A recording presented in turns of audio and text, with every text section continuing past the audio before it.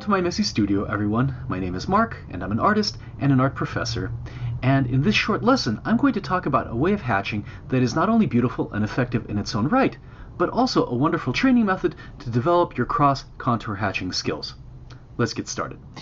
If you follow my channel, you know that I have quite a few videos dedicated to various hatching techniques. In broad terms, there are three types of hatching methods. The first I call parallel hatching, where the marks are closely spaced, straight, and always applied in a single direction.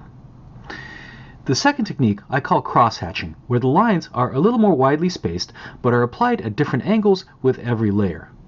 So the first angle might run the same way as the parallel hatching, and the second angle will shift by about 15 degrees, and so on. Then we have my favorite rendering method, the cross-contour hatching technique, where the lines follow the form and are also applied at different angles. So if we have a sphere, the lines need to curve around the form like so, and each subsequent layer also needs to follow the curvature of the form. On the scale of difficulty, the easiest one is the parallel hatching technique, and the one I recommend starting with, since it trains you to apply consistent layers of hatch, and is also a beautiful way to draw. Then cross-hatching is slightly more difficult in that you have to create consistent hatching at different angles, but also still relatively easy since the hatching isn't form-following. And obviously, cross-contour hatching is the most difficult since not only do you have to apply hatching at different angles, but your strokes also have to follow the form. And many people find that going from parallel hatching to cross-contour hatching is a very big leap. Well, I'm pleased to report that there are actually a series of small steps you can take to go from parallel hatching to cross-contour hatching that are beautiful rendering techniques in their own right and are also excellent training methods to build your cross-contour hatching ability. Here's how it works. You're going to start with parallel hatching, but make the strokes form following. So if I'm rendering a sphere, the strokes will curve like so.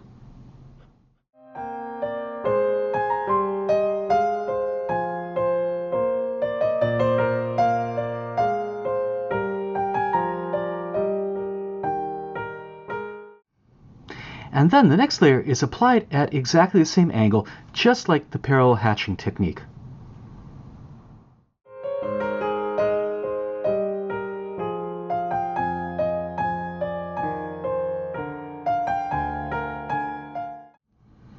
And you can apply as many layers as you want, following the same direction.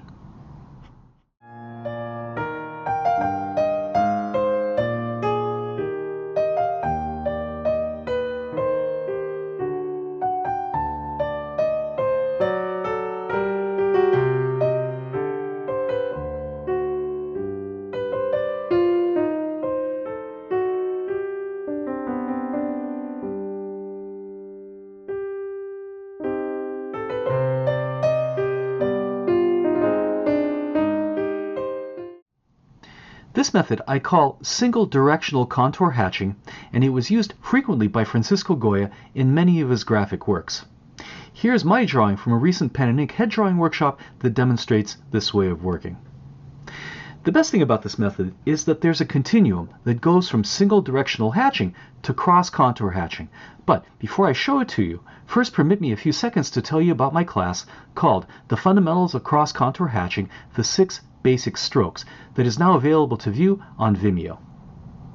This 2.5-hour class is designed for those of you that have some experience with drawing but are new to working in pen and ink. This concise, information-packed tutorial is broken into 8 lessons, which, besides covering the 6 basic strokes, also deals with the 5 rules of cross-hatching, 3 exercises you can do to build your hatching skill, and various hatching strategies used to render simple volumes. Please visit my website for more information, the link to which will be posted below. Okay, back to your regularly scheduled programming. We can use the single directional contour hatch as a starting point to move closer and closer to cross contour hatching. So for example, I can start my drawing using a single direction, applying a few layers of hatch like so.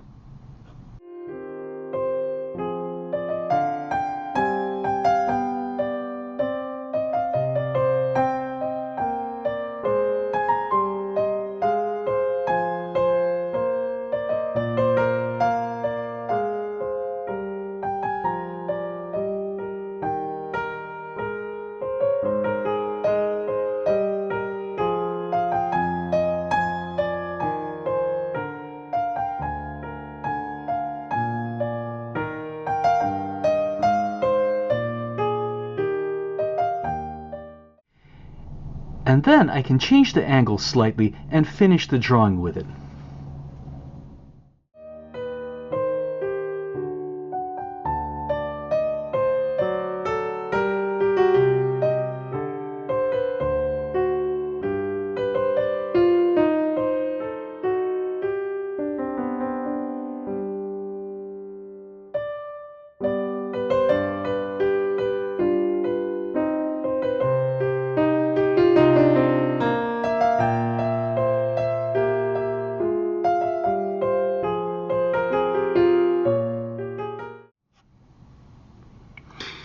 Since we're only using 2 angles here, we eliminate the problem of constantly having to shift the direction of the hatch, and the results can be very effective.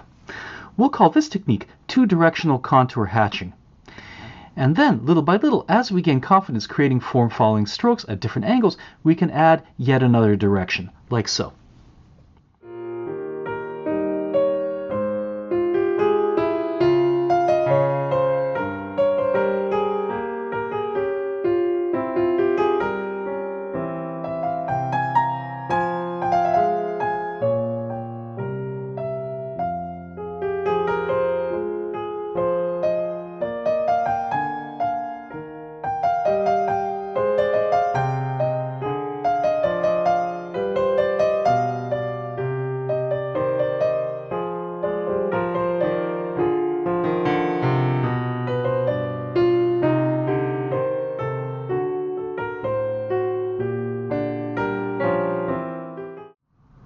And so on and so forth until we get full-on cross-contour hatching, where each layer of hatching follows an entirely different direction. Again, not only is each method a beautiful way of working, there are also baby steps that will give you the dexterity and confidence to eventually create effective drawings using the cross-contour hatching technique.